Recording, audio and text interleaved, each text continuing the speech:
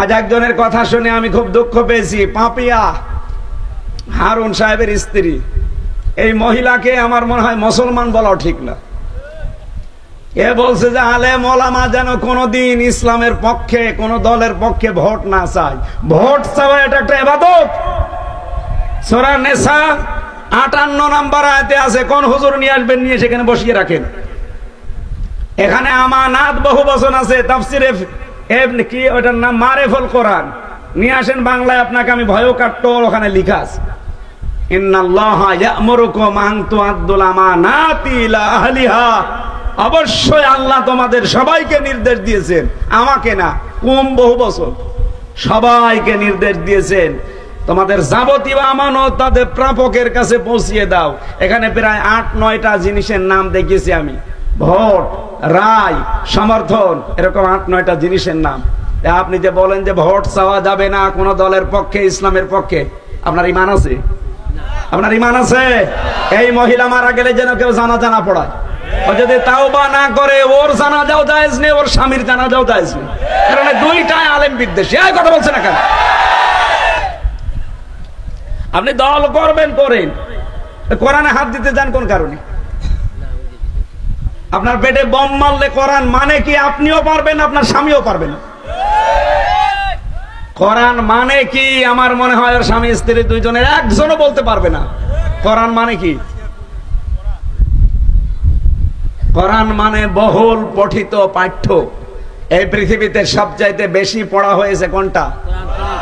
বললাম না ৪৫০০ ধর্ম আছে আর ৪৫০০ ধর্মীয় গ্রন্থ আছে। আমি বাইরের দেশগুলোতে সফর করি মাঝে মাঝে, এই যে মালয়েশিয়া, ইন্দোনেশিয়া, সিঙ্গাপুর, থাইল্যান্ড, এই সমস্ত অমুসলিম দেশ যেগুলোতে যাই, ওই মানুষগুলো ওদের ধর্মীয় গ্রন্থ যা পড়ে পড়ে সবচাইতে বেশি চিন্তা ভাবনা করে পড়ে কোরআন শরীফ। ওদের বড় বড় লাইব্রেরিতে গুলোতে দেখেছি হয় একেবারে উপরে তুলে রাখা আছে কোরআনের তাফসীর, লক্ষ লক্ষ বই আছে লাইব্রেরি। আমি সেদিন কয়েকটা লাইব্রেরিতে ভিজিট করেছিলাম। আমাদের কুষ্টিয়া ইসলামী বিশ্ববিদ্যালয়ের যে লাইব্রেরি, এরকম কমপক্ষে 20 ডবল হবে। মালয়েশিয়া ইন্টারন্যাশনাল বিশ্ববিদ্যালয় গিয়েছিলাম, ওখানে যে লাইব্রেরি আছে 4 তলা 5 তলা, এরকম মনে হয় 20 ডবল হবে।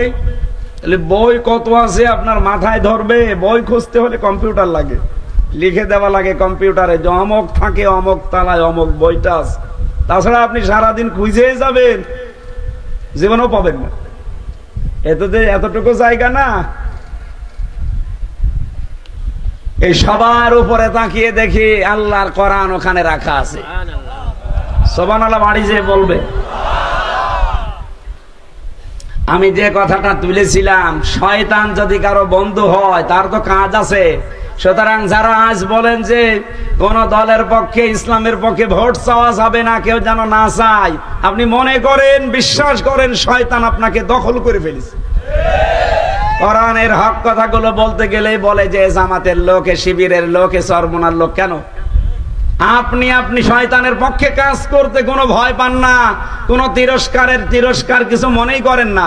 আর আমি আল্লাহর পক্ষে কাজ করতে গিয়ে, ইসলামের পক্ষে কাজ করতে গিয়ে ভয় পাবো মানে? সেদিন আর নেই। এই কথা বলেন না কেন? এখনো পর্যন্ত অনেকে কিন্তু উল্টাপাল্টা কাজ ছাড়েননি। গতকালকেও চাঁদাবাজি করেছে মাগুরাতে, টাকা পয়সা দিতে রাজি হয়নি, তার বাড়ি ঘর ভেঙে দিয়েছে। আপনি কোথায় আছেন এখনো? আপনিও দেশের বৈধ নাগরিক, আমিও দেশের বৈধ নাগরিক। আপনাকে টাকা দেওয়া লাগবে? টাকা কি আপনার বাবার টাকা নাকি? হ্যাঁ, কথা বলে না কেন? দেখে আগস্টের 5 তারিখের আগে পেয়েছেন, এটা এখন এপ্রিলের 5 তারিখ চলছে, অলরেডি 8 মাস হয়ে গেছে। কথা বলেন। কেউ যদি আগের মতো ঝামেলা করেন, আমরাও কিন্তু আগের মতো ঝামেলা করব। এজন্য আপনারাও সাবধান হবে।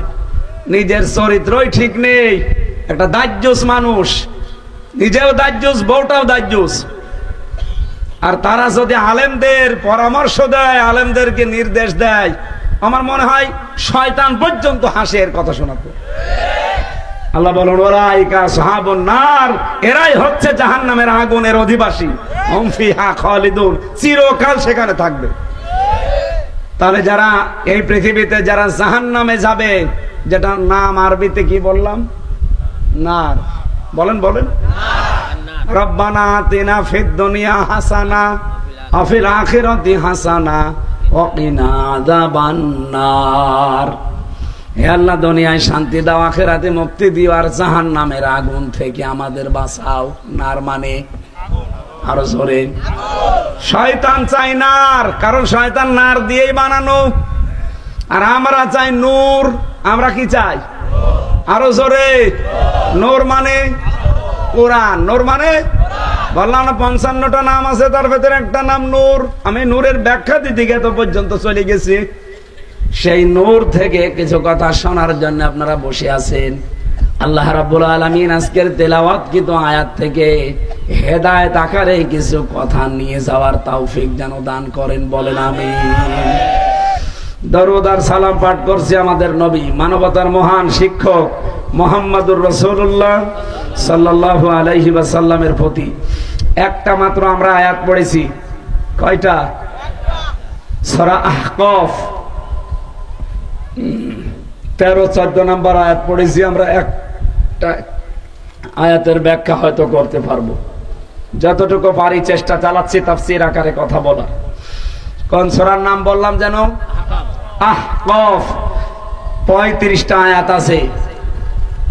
একটা আয়াতেই দেখেন কত কথা পাবেন। যদি একটা আয়াতে এত কথা থাকে, পুরা কোরআনে 6666টি আয়াত এটা প্রসিদ্ধ, 6236টা আয়াত এটা বিশুদ্ধ।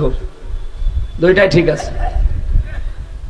এতগুলো আয়াতে আল্লাহ কত কথা দিয়েছে, কিয়ামত হয়ে যাবে তাও কোরআনের কথা বলে শেষ করা যাবে না।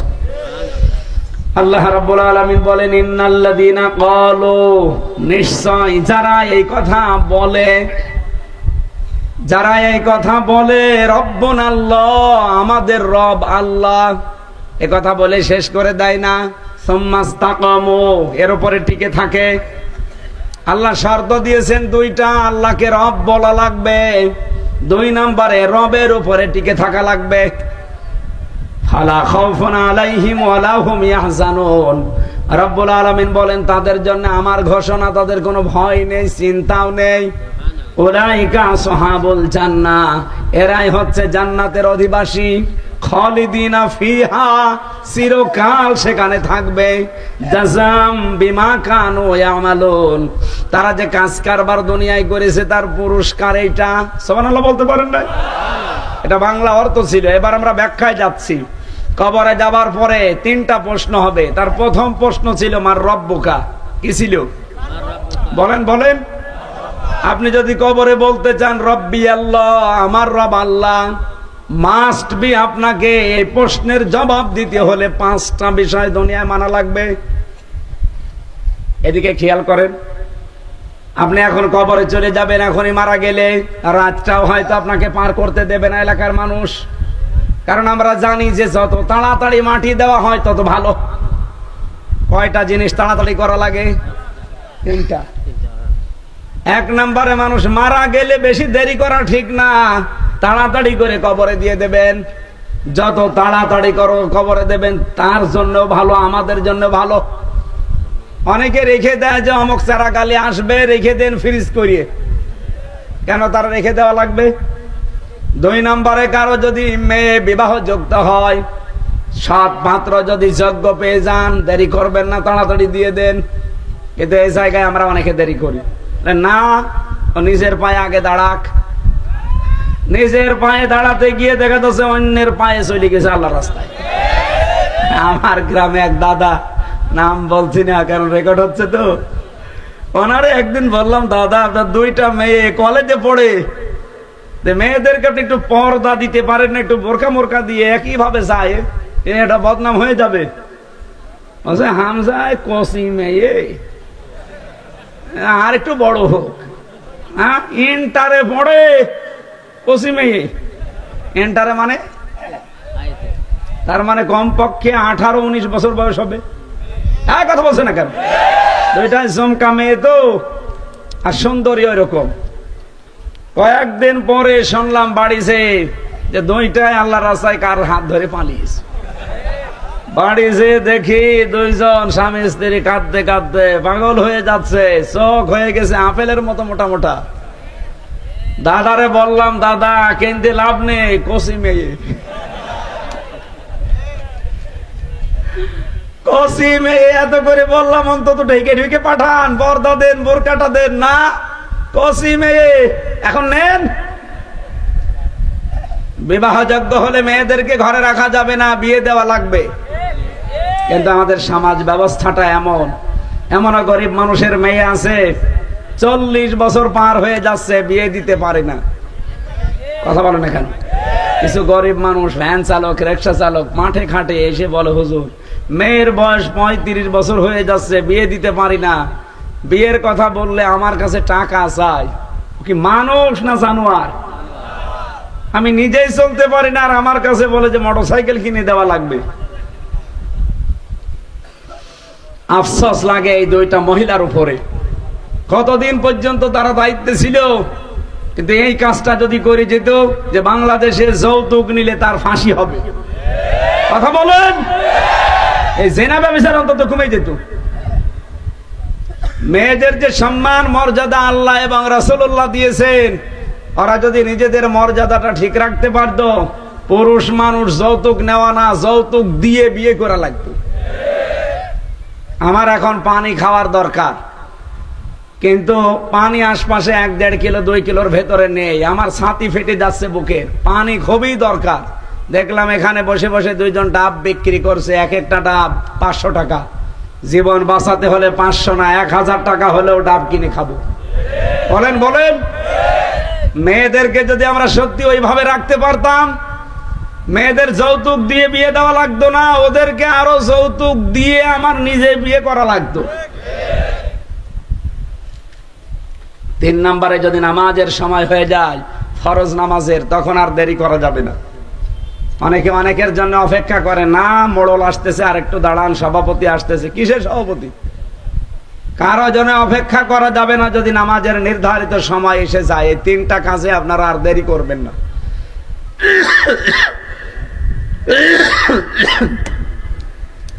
কবরে দেওয়ার পরে যেহেতু এখনই মরে গেলে আমারে আর সকাল পর্যন্ত যেতে দেবে না, কবরে দিয়ে দেবে।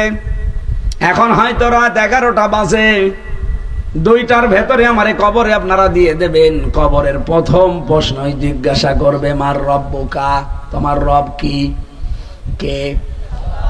একথা যদি কেউ বলতেই চান, দুনিয়ার এই প্র্যাকটিক্যাল লাইফে তাকে 5টা প্রশ্নের জবাব জোগাড় করা লাগবে। রব শব্দের 5টা অর্থ আমি পেয়েছি। 1 নম্বরে রব মানে সৃষ্টিকর্তা।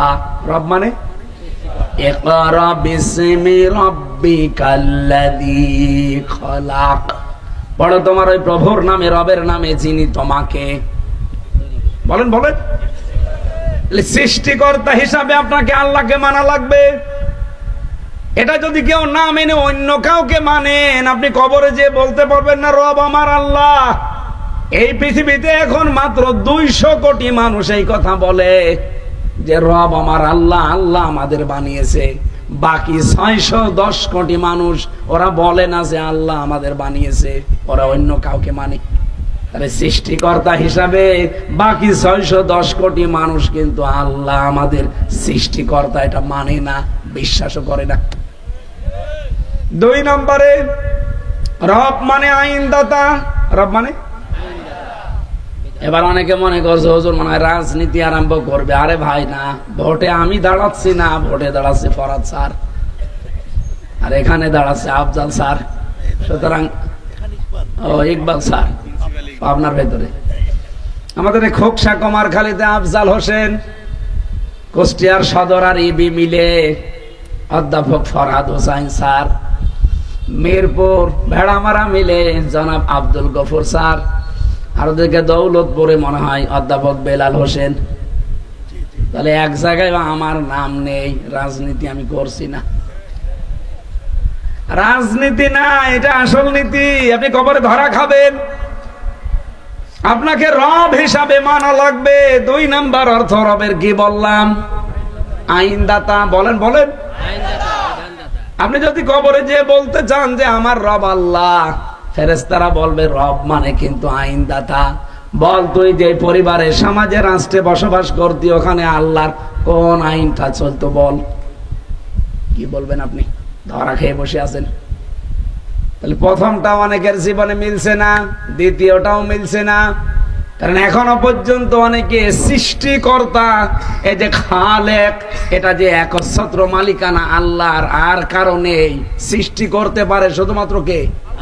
বলেন বলেন। বাকি যা হয় এগুলো আমরা রূপান্তর করতে পারি, কিন্তু সৃষ্টি করতে পারি না। সৃষ্টিকর্তা খালেক, এটা শুধুমাত্র আল্লাহর শান। কিন্তু আমরা ফসলে বরকত হয়, আমরা অনেকে আল্লাহ বাদ দিয়ে অন্যের নাম বলি। বলে না, ভগবান এসেছিল, মা দুর্গা গজে ছড়িয়ে এসেছিল, এই জন্য ফসলে বরকত হয়েছে। ও দুর্গার বাবার ক্ষমতা আছে সৃষ্টি করা ফসল? কথা বলেন। ফসল সৃষ্টি করার দায়িত্ব কার?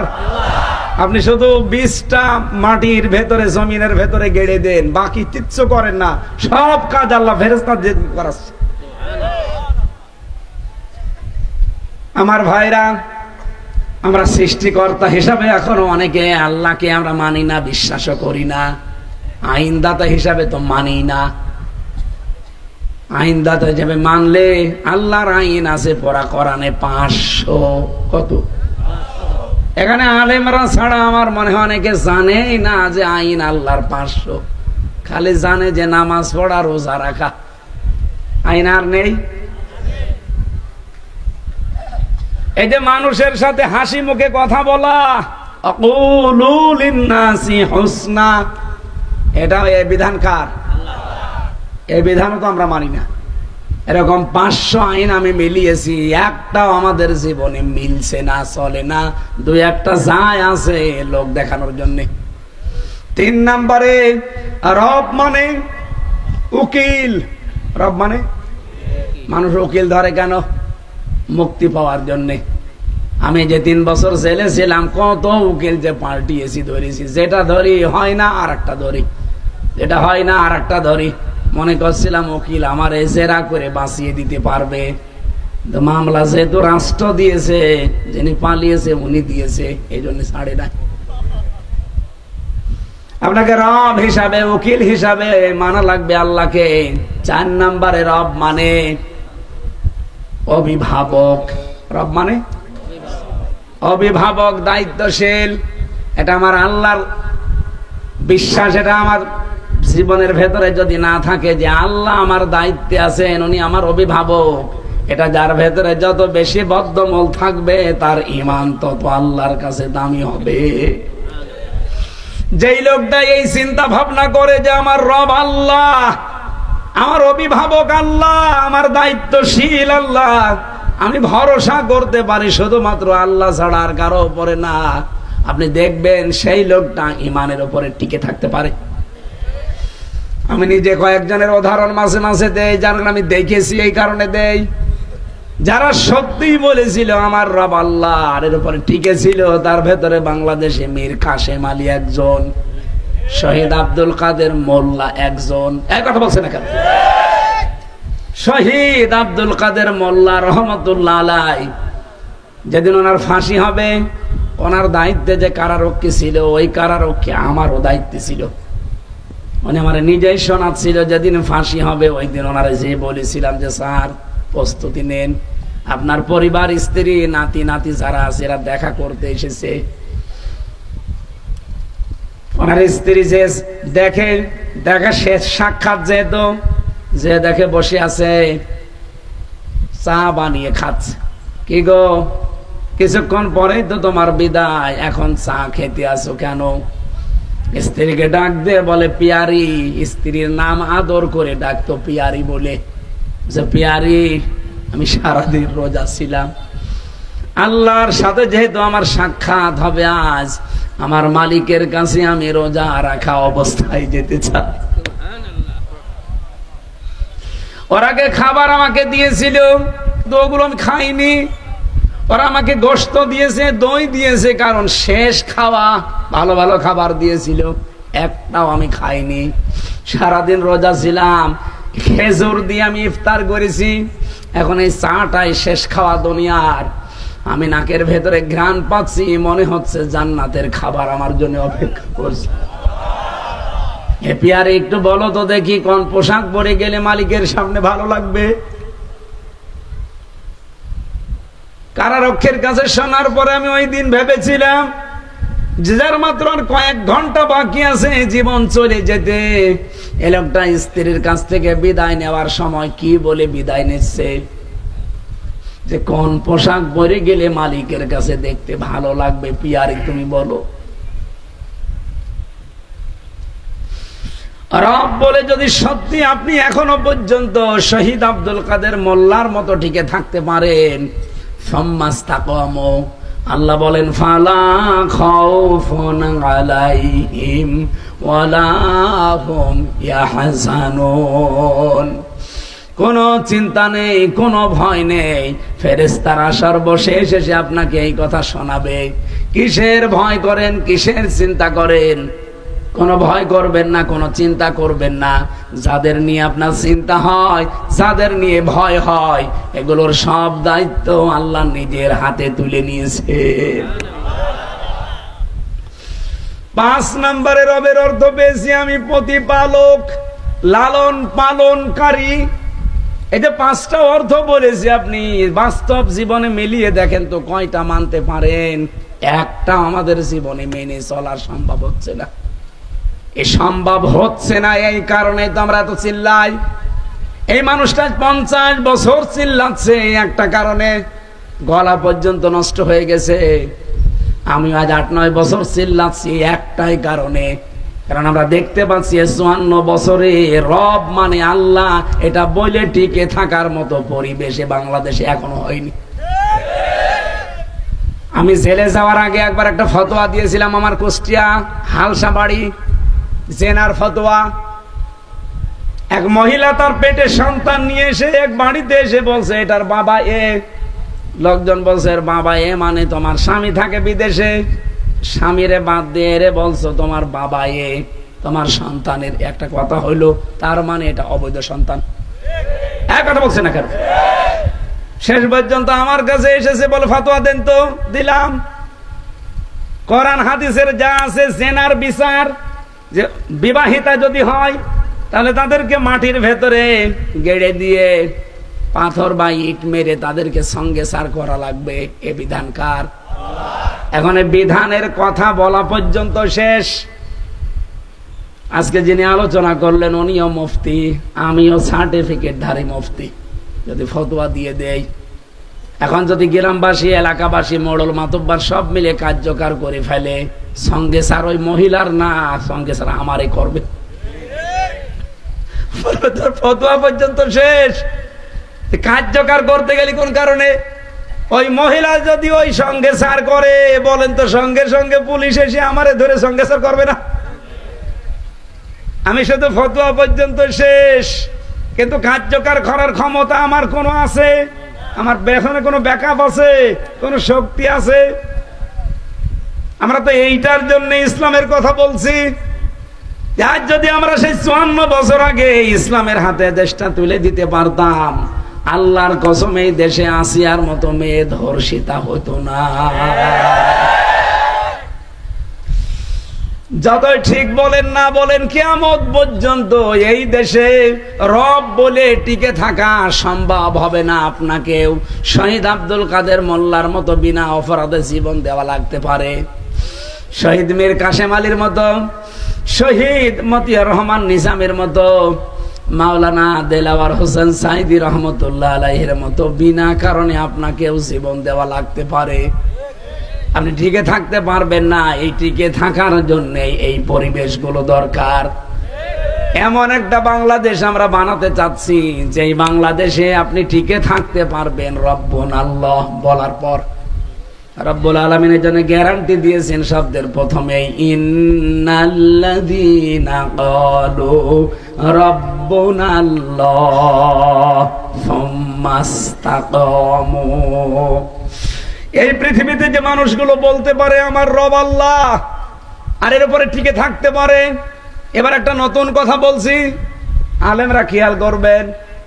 এই দুনিয়াতে তিনটা কারণে যদি কেউ একটা কষ্ট সহ্য করে, মাস্ট বি দুনিয়াতে তাকে আমার আল্লাহ কমপক্ষে ৭০টা সুখের মুখ দেখাবেই। কয়টা কারণে? আরো জোরে বলেন। এই তথ্যটা আছে সূরা আলাম নাসর ৫ এবং ৬ নম্বর আয়াতে। আপনি হয়তো এভাবে এতদিন ভাবেননি, এবার চিন্তা ভাবনা করে পড়বেন। ফাইন্না মাআল উসরি ইসরা, ইন্না মাআল উসরি ইসরা। আপনি এখানে মা এই শব্দের পরেই দেখবেন উসর, এর আগে দেখবেন আলিফ লাম। যেহেতু আলেম ওলামা আছে, এখানে আলিফ লাম নির্দিষ্ট করার জন্য মারেফা বলা হয়। আল্লাহ উসরুন শব্দ দেওয়ার আগে দিলেন আলিফ লাম, এর আগে মা লাগিয়েছেন, এর আগে ইন্না দিয়েছেন, আবার এক আয়াত দুইবার রিপিট করলেন। অবশ্যই কষ্টের পরে সুখ। সুখ বলতে গিয়ে আল্লাহ মারেফা করেন নাই, এটা নাকেরা, অনির্দিষ্ট। তাফসিরে মুফাসসিরিন ইকরাম আপনি দেখবেন ফি জিলালিল কোরআন এটা বেশি পাবেন। সাইয়্যেদ কুতুব লিখেছেন ব্যাখ্যায়, টিকার ভেতরে আছে। আমি এর আগে এভাবে ভাবি নাই, আমি এর আগে বারবার পড়েছিলাম, কিন্তু এবার দেখি না নতুন একটা বিষয় আল্লাহ আমারে জানাতে চাই। দুনিয়াতে যদি সত্যি কেউ একটা কষ্ট সহ্য করে, এরপরে নাকেরা অনির্দিষ্ট হাজার হাজার সুখ আপনার জন্য আল্লাহ অপেক্ষা করাচ্ছেন। কিন্তু কষ্টটা হওয়া লাগবে তিনটা কারণে। হাসিনা সহ যারা পালিয়ে গেছে তারাও কিন্তু কষ্ট পেয়েছে। কি কথা বলছে না কেন? এত কিছু সাজানো গোছানো বাগান রেখে যারা চলে গেল, পাইছে মানে আপনি একটা বাড়ি ছেড়ে যেতে চান না, আর ভূমি প্রতিমন্ত্রী ৬২০টা বাড়ি ছেড়ে চলে গেছে, তার কষ্ট হয়নি? কষ্ট হয়েছে, কিন্তু এই কষ্টের পরে আল্লাহ সুখ দেবে এই কথা কোরআনে নেই। কষ্ট হওয়া লাগবে কয়টা কারণে? আরো জোরে বলেন আর একবার। আপনি দেখেন তো আপনার ভেতরে আছে কিনা। আপনার দুনিয়াতে যদি কষ্ট হয় আল্লাহর জন্যে, রাসূলের জন্যে, আর মানবতার জন্যে, এই তিনটা কারণে যদি কেউ একটা কষ্ট দুনিয়ায় সহ্য করে, যেহেতু উসরুন এর আগে আলিফ লাম মা, একটা কষ্টের সাথে সাথে ইসরা, আল্লাহ আপনাকে কমপক্ষে ৭০টা সুখ দুনিয়ার জীবনে দেখাবে। এটা আজ বাস্তব প্রমাণ। আগস্টের ৫ তারিখের আগে যারা ইসলামের জন্য, রাসূলের জন্য, মানবতার জন্য একটা একটা করে কষ্ট সহ্য করেছে, তাদের সুখের দুয়ার গুলো আল্লাহ এখন সব উন্মুক্ত করে দিয়েছে, আরো দেবে। কিন্তু যারা অবৈধভাবে একটা সুখ ভোগ করেছেন, এই এদিকে তাকান, একটা সুখ যারা অবৈধভাবে ভোগ করেছেন, আল্লাহর কসম এই একটা সুখ অবৈধভাবে ভোগ করার কারণে ৭০টা অপমান আপনার সামনে রেডি হয়ে আছে। এই ১৫.৫ বছরে যারা এমপি ছিলেন, আপনি নিজেও জানতেন যেটা এমপি না, এই আর কি। কিন্তু এমপি হয়ে অবৈধ সুখ আপনিও নিয়েছেন। এমপি হওয়ার পর একটা সুখ লাগে না? একটা আনন্দ লাগে না? এই আনন্দটা, এই সুখটা কি বৈধ ছিল না অবৈধ ছিল? কারণ আপনি তো আমার ভোটে এমপি না, আপনি তো জোর করে এমপি, বিনা ভোটে এমপি, আপনি তো রাতের এমপি, ডিক্লেয়ার দিয়া এমপি। এইরকম এমপি হয়ে যতগুলো সুখ পেয়েছেন 15.৫ বছরে, এক একটা সুখের জন্য ৭০টা করে অপমান আপনার সামনে রেডি হয়ে আছে। তাহলে হাসিনা যত সুখ পেয়েছে 15.৫ বছরে, যদি ১০০টা সুখ অবৈধ সুখ পেয়ে থাকে, ১০০টা অবৈধ সুখের জন্য ৭০ দিয়ে গুণ দেন, কত অবৈধ, কত দুঃখ দুর্দশা অপমান তার জন্য অপেক্ষা করছে বলেন। এটা কোরআনের আয়াত, মিথ্যা হবে না। এই জন্য আগস্টের ৫ তারিখের পর থেকে পর্যন্ত বহু ষড়যন্ত্র করেছে, একটাও ঢোপে টেকে নাই। কারণ এগুলো আল্লাহ টিকাবে না। আপনি যা অবৈধ সুখ পেয়েছেন, এই সুখের জন্য এক একটা সুখে ৭০টা করে অপমান আপনার কপালে দুনিয়ায় আল্লাহ দেখাবে, এরপরে বরণ দেবে। এবার যারা যারা পেয়েছেন তারা হিসাব করে বলেন। এই পাতি নেতা থেকে শুরু করে একেবারে পালানো পর্যন্ত সবাই কিন্তু সুখ পেয়েছিলেন। এটা কি বৈধ ছিল না অবৈধ? যতটুকু পেয়েছেন অতটুকু অশান্তি পাবেন। একটার জন্য কয়টা? আমি মনে হয় এগুলো সব বানাচ্ছি, বানালে এসব মানুষ আমার ছেড়ে দেয়, এক কোণে হাত চেপে ধরত না। আবার মনে হয় ওয়াজ আপনি বুঝে ফেলেছেন, এরপরেও যদি কেউ না বোঝার ভান করে থাকেন, এদিকে আসেন, কানের নিচে এমন জোরে দুইটা দেব, সব টের পেয়ে যাবে। অবৈধ সুখ ভোগ করবেন আপনি, আর অবৈধ সুখের জন্য এখন 70 টাকার অপমান নিতে চাবেন না। মানে কষ্ট আপনারও হয়, কিন্তু আপনার কষ্ট আল্লাহর জন্য না, রাসূলের জন্য না, মানবতার জন্য না। আপনার কষ্ট হচ্ছে এখন আপনার নিজের এই অবৈধ সুখের কারণে।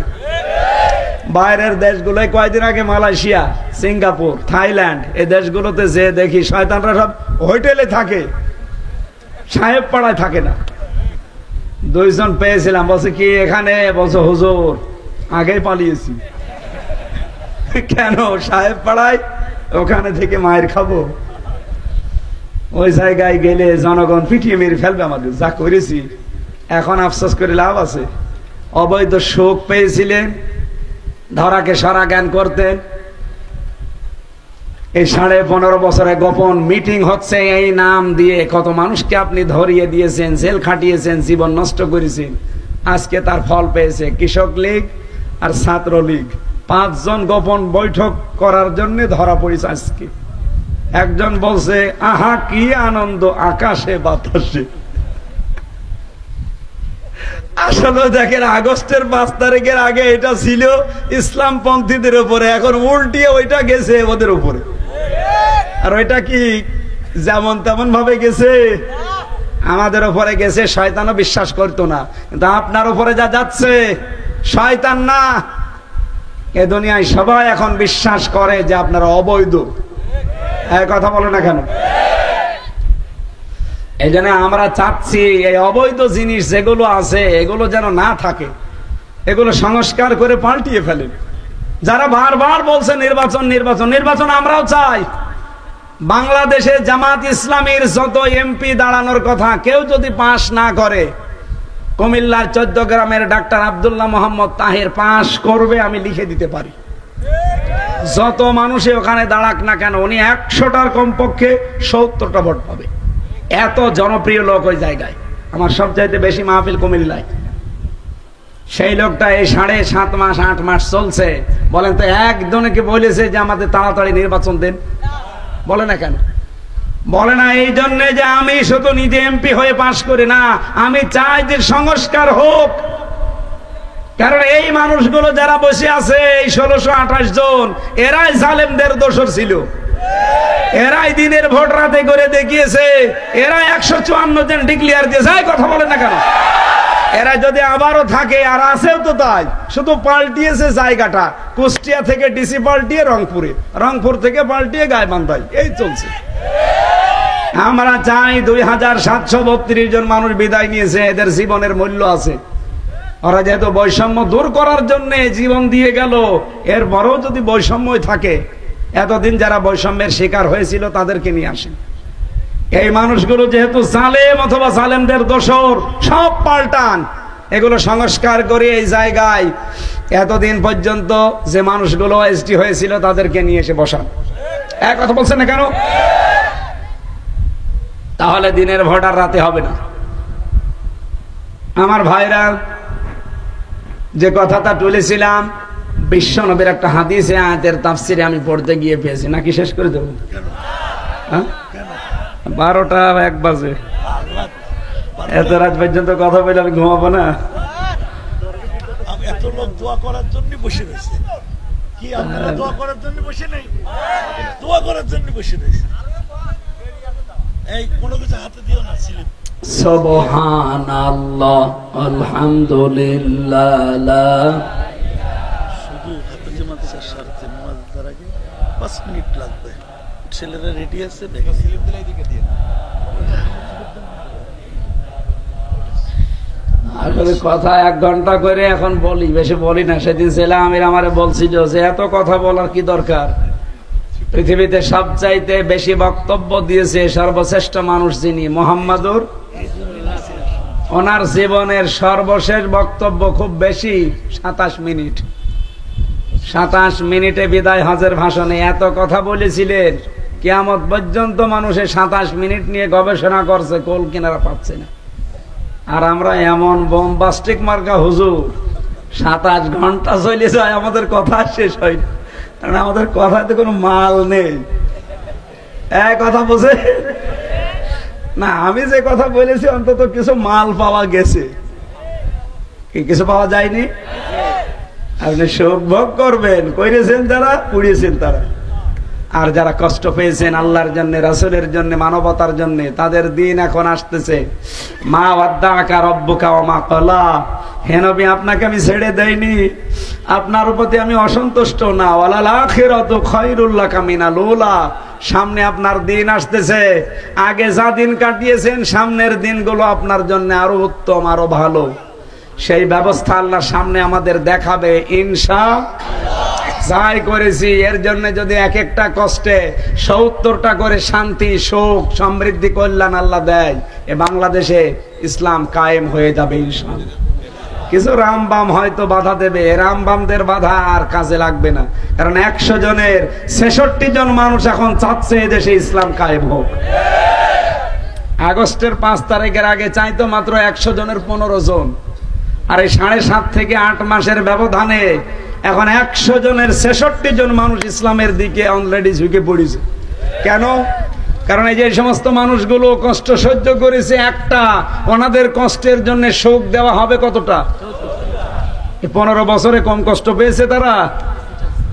এ মাওলানা জুলফিকার আলী কতদিন বাড়ি ঘুমাতে পারে নাই, আর আমি তো 3 বছরই কাটিয়ে আসলাম ফাঁসির কন্ডেম সেলে।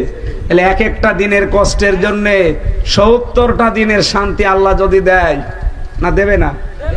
না দিলে তাহলে এই আয়াতগুলো কি হবে? ইন্না মাআল উসরি ইসরা, অবশ্যই আল্লাহ দেবে। এজন্য আমার বিশ্বাস আল্লাহ আমাদেরকে দেখাবেন। যে হাদিসটা বলার জন্য আয়াতের সাথে রিলেটেড, একটু ভালো করে খেয়াল করেন তো। আল্লাহর নবীর সাহাবী হযরতে আবু যার রাদিয়াল্লাহু তাআলা আনহু, তিনি নিজের বাড়ি থেকে নবীজির বাড়ি পর্যন্ত প্রায় 83 কিলোমিটার দূর, এত দূর থেকে তিনি আসলেন।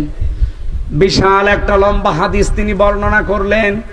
নবীজির কাছ থেকে শোনার পর যাবার সময় বললেন, হে নবী, বারবার আসা যাওয়া আপনার কাছে আমার সম্ভব হয় না, আমি সব সময় আসতেও পারি না, তবে আমি যখন এসেছি বিশাল কথা আপনার কাছে আজকে শুনলাম, এত কথা আমার মনে রাখা সম্ভব না, আমি বাড়ি চলে যাচ্ছি।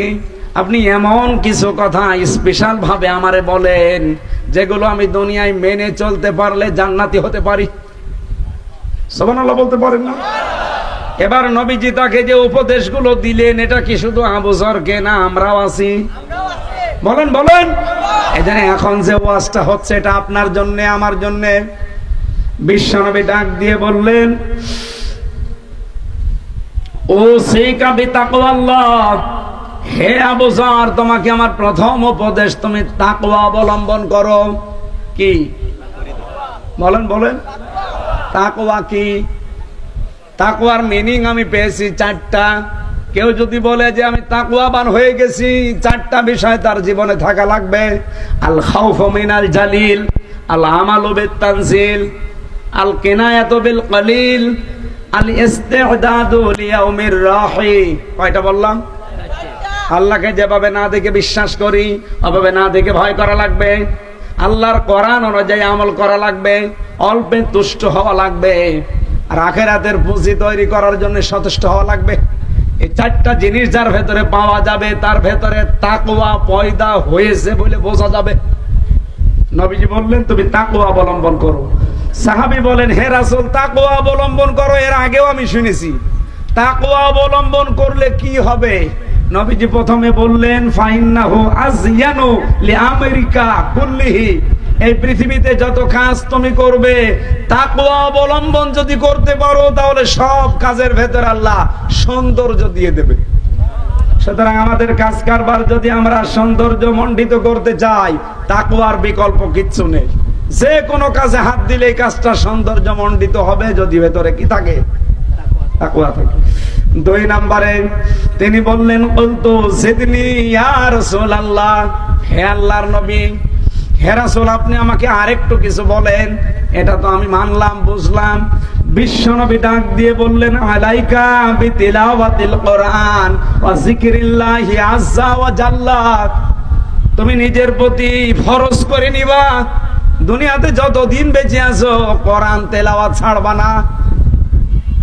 এই কোরআন তেলাওয়াত করা, কোরআন পড়া, এইটার জন্য আপনাদের এই মাদ্রাসা নাকি অন্য উদ্দেশ্য দিয়েছে? যিকরিল্লাহ আযজা ওয়া জাল্লা, আল্লাহর জিকির তুমি ছাড়বা না। এই দুইটা জিনিস নিজের জন্য একেবারে অত্যাবশ্যক করে নাও। সাহাবী বলেন, হুজুর এই দুইটা যদি করি আমার কি লাভ হবে? বিশ্বনবী বলেন, এই দুইটা কাজ করলে ফাইন্নাহু যিকরুল্লাকা ফিস সামা ওয়া নূরুল্লাকা ফিল আরদ, তোমার আলোচনা আমার আল্লাহ নিজে আসমানে করবে। আজ ডক্টর মোহাম্মদ ইউনূস প্রধান উপদেষ্টা, উনি যদি আমার আলোচনা মন্ত্রী পরিষদে বসে বসে 10 মিনিট করে, আমি কি আর আমি থাকবো? দারোগা আমারে বলেছে চাচি, আমি কি আর মানুষ আছি? বাংলাদেশে একজন প্রধান উপদেষ্টা যদি আমার নামে 10 মিনিট আলোচনা করে ওনার মন্ত্রী সবাই, তাই যদি আমার আনন্দ দেখে কে? আর পৃথিবীর সব কিছুর উপরে যিনি মহান আল্লাহ আপনাকে নিয়ে তার ফেরেশতাদের সামনে আলোচনা করছে। যদি দুনিয়ায় কোরআন তেলাওয়াতে থাকতে পারেন আর যদি আল্লাহর জিকিরে আপনার জীবনটা নিমজ্জিত রাখতে পারেন। 2 নম্বরে ওয়া নূরুল্লাকা ফিস সামা নূরুল্লাকা ফিল আরদি, জমিনে আপনি যতদিন চলবেন ফিরবেন আপনার সামনে একটা অজানা আলো আল্লাহ দিয়ে দেবে, ওই আলোর নাম কোরআন। 3 নম্বরে সাহাবী বলেন, বলতো সিদনি ইয়া রাসূলুল্লাহ, হে নবী আপনি আমাকে আরেকটু কিছু বলেন। বিশ্ব নবী বলেন, আলাইকা বিতুলিস সামতি, তুমি নিজের প্রতি এটা ফরজ করে নাও যে বেশি সময় আমি চুপ থাকবো। এটা আমাদের ভেতরে নেই। আমরা কথা বলতে আরম্ভ করলে আমার মনে হয় ওর চাইতে বক্তা এই দুনিয়ায় আর কেউ নেই। এই চার দোকানে যান, দেখেন এখনো অনেকে গেজাচ্ছে, 100টা কথা বলে 98টা মিথ্যা কথা। এরকম মানুষ দেশে নেই। চুপ থাকবে, অনর্থক কথা কাজ যেগুলো দরকার নেই। এই যে সেলফি তোলে অনেকে, আমার বিরক্ত লাগে। কেন সেলফি তোলা লাগবে? কি দরকার আপনার এই ছবিটা তোলা? কোন দরকার আছে? বলে না আমি স্মৃতি। কিসের স্মৃতি? এখন মরে গেলে তো আপনার স্মৃতি থেকে আমি হারিয়ে যাব। আরে স্মৃতি রেখে আমার কোনো লাভ আছে? এটা অনর্থক কাজ। অনেকে ওমরায় যাওয়ার সময়ও দেখি সেলফি তুলে ছেড়ে দেয় যে আমি ওমরাতে যাচ্ছি। একে ওমরা বলে না সেলফি ওমরা বলে? সেলফি ওমরা। আশা করছি আপনি এটা বুঝে ফেলেছেন। সাহাবী ডাক দিয়ে বললেন, হে নবী আমি যদি বেশি সময় চুপ থাকি তাহলে এর উপকার কি? বিশ্বনবী বলেন, ফাইন্নাহু মাতরাদাতুন লিশাইতান ওয়া আউনুল্লাকা আলা আমরি দীনিকা। এই পৃথিবীতে শয়তানের ওয়াসওয়াসা থেকে তুমি বেঁচে থাকতে পারবে, আর তোমাকে আমার আল্লাহ দিনের যত কাজ আছে এই কাজে তোমাকে আল্লাহ সাহায্য করবে। সুবহানাল্লাহ বলতে পারেন না? এখানে চুপ থাকা এটা যে কত বড় একটা নিয়ামত, সবাই থাকতে পারে না। মাংসমাতা নাজা, যারা চুপ থাকে তারা নাজাতের পথ পায়। আমরা আজকে থেকে আমলটা করতে পারবো না ইনশাআল্লাহ। 4 নম্বরে সাহাবী বলেন, হে নবী জিদনি। বলতো জিদনি ইয়া রাসূলুল্লাহ, নবী আপনি আমাকে আরেকটু কিছু বলেন। বিশ্ব নবী বলেন, ইয়াকা ওয়াদহাকা, তুমি হাসবা কম, হাসির ব্যাপারে কন্ট্রোল থাকবা। বাংলাদেশ, ভারত আর পাকিস্তান আমি দেখলাম এই 3টা দেশে ডাক্তারদের নামে একটা মিথ্যা কথা ছড়ানো আছে। ডাক্তারদের নামে একটা মিথ্যা কথা ছড়ানো, কি বলে? হাসলে হার্ট ভালো থাকে। কে বলেছে আপনাকে? কোরআন বলছে ফালিয়াদহাকু কলিলা ওয়া লাবকু কাসীরা, বেশি বেশি করে কান্না করো, কম কম করে হাসো। আর কোন ডাক্তারের নাম নিয়ে আপনি এই মিথ্যা তথ্য ছড়িয়ে দিয়েছেন যে বেশি হাসো হার্ট ভালো থাকবে? আপনার হার্ট কি হবে পরের শব্দে আছে। সাহাবী বলেন, হুজুর আমি যদি কম কম হাসি তাহলে আমার কি হবে, আর বেশি বেশি হাসলে কি হবে? বিশ্বনবী পরিচয় দিলেন, ফাইন্নাহু ইয়ামিতুল কলবা, বেশি হাসলে তোমার কলব মরে যাবে। আর আমরা বলছি কলব জিন্দা হবে। 2 নম্বরে ওয়ায়াযহাবু বিনুরিল ওয়াজহি, চেহারার উজ্জ্বলতা আল্লাহ নষ্ট করে দেবে। আশা করছি আপনি কথা বুঝেছেন। এখন থেকে হাসি কন্ট্রোল করা লাগবে। হাসলে তাবাসসুম হাসি আসবে, মিষ্টি হাসি। বিশ্বনবী বলেন, আমি যা দেখি তোমরা যদি দেখতে পারতে জীবনে কোনোদিন অট্ট হাসি দিতে না। যারা দেয় ওগুলো দুনিয়াদের কথা বাদ দিলাম, আমরা অন্তত যারা আখিরাতে বিশ্বাসী তাদের এই আমলটা করা দরকার না? এরপরে সাহাবী বলেন, কুলতু জিদনি, আপনি আমাকে আরেকটু কিছু বলেন। নবীজি বললেন, কলিল হাক্কা ওয়া ইন কানা মুররান, হক কথা বলবা, সব সময় সত্য কথা বলবা, যদিও এটা তিতা লাগে। এটা আছে এখন আর বাংলাদেশে, এটার আমল নষ্ট হয়ে যাচ্ছে। যদিও শুরু হয়েছিল আগস্টের 5 তারিখের পরে, কিন্তু এখন আবার আস্তে আস্তে বিলীন হয়ে যাচ্ছে। সাহাবী বলেন, হুজুর আমি যদি এই আমলটা করি কি পাবো? নবীজি বলেন, এই আমলের ব্যাপারে যে কথাগুলো আছে এই হাদিসে নেই, এর পরের হাদিসে আছে। কেউ যদি হক কথা সর্বদা বলতেই থাকে, তামাম পৃথিবীর সৃষ্টির ভেতরে আমার আল্লাহ তার প্রতি একটা অজানা ভয় তৈরি করে দেয়। যারা হক কথা বলে, হকের উপরে টিকে থাকে, এমনি তাদের নিয়ে বাতিল যারা, এমনকি অন্যান্য সৃষ্টিও ভয়ে ভয়ে থাকে। আপনি দেখেন হযরত ওমর হক কথা বলতে, তামাম দুনিয়ার কাফেররা ওমরকে দেখেনি, নাম শুনলেই ভয় পায়। কথা বলে না কেন? সাহাবী বলেন, কুলতু জিদনি, হে রাসূল আপনি আমাকে আরেকটু কিছু বলেন। নবীজি বললেন, ক্বালা লা তাখাফ ফিল্লাহি লাওমাতা লাইম, আল্লাহর পথে চলতে গিয়ে, দ্বীনের কাজ করতে গিয়ে কোনদিন কোন তিরস্কারকারীর তিরস্কার কানেই নিবা না। এখন সেই সময় আসে নাই। বলেন বলেন। সাহাবী বলেন, হে রাসূল কুলতু জিদনি, আর একটা কথা আমারে বলেন, আমি বাড়ি চলে যাব। নবীজি এই কথাটা বলার জন্য আমি হাদিসটা পড়লাম। বিশ্ব নবী আবার বললেন, লিয়াহজুজকা আনিন নাস মা তাআলামু মিন নাফসিকা, এটা মিশকাত শরীফের আছে। বিশ্ব নবী বলেন, যখন কারো বিরুদ্ধে কোনো কথা রটাদর মতো মন তোমার তৈরি হবে যে এর বিরুদ্ধে কিছু বলি, সঙ্গে সঙ্গে যেন এই চিন্তা তোমার ভেতরে আসে যে যার বিরুদ্ধে কথা আমি বলবো এ দোষ তো আমার নিজের ভেতরে আছে। কি আর যারা গিবত করেন চার দোকানে বসে বসে সমানে আল্লাহর রাস্তায় চালান আনতাছে একজনের নাম নিয়ে, আনন্দ পান আমিও জানি। একটা বারের জন্য যদি চিন্তা করতেন যে দোষ আমি তার উপরে দেই, তার যে দোষের কথা মানুষের কাছে বলে তারে কালার করি, এই দোষ তো ওর চাইতে আমার ভেতরে বেশি। কথা বলেন। যখন এরকম কিছু মনে আসবে তখন নিজেকে কন্ট্রোল করবা, এই বলে সাহাবী বললেন, হুজুর আমি এবার বাড়ি যাই। বিশ্বনবী বললেন, যাও, গ্যারান্টি দিয়ে দিলাম যদি এই 7টা কথা মানতে পারো, আমি নবী বলছি তুমি জান্নাতি। এটাকে সাহাবী আবু যরকেই শুধু, নাকি আমরাও আছি? আমরা যেন 7টা কথা আজকে পুঙ্খানুপুঙ্খানু ভাবে মানতে পারি, আমাকে সহ প্রত্যেককে আল্লাহ তৌফিক দেন, বলেন আমিন। মত জাতি বর্ণ ধর্ম নির্বিশেষে আজকের এই অনুষ্ঠান, এটা কি শুধু মুসলমানদের না? হাদা বায়ানুল লিন্নাস হুদাল লিন্নাস। যদিও কোরআনে 3 জায়গায় 3 রকম আছে। কোরআনে কারিমের কথা বলতে গিয়ে আল্লাহ দিয়েছেন হুদাল লিন্নাস, হুদাল লিল মুসলিমিন, হুদাল লিল মুত্তাকিন। আল্লাহর কথা কি আমাদের মতো 2-3 নাম্বার? হ্যাঁ, এই কথা তো মিলছে না। এক এক জায়গায় তিনি এক এক রকমের কথা বললেন কেন? তাফসীরে ফি জিলালিল কোরআন সাজ্জাদ কুতুব রাহমাতুল্লাহ আলাইহি, খুব ভালো করে শুনবেন।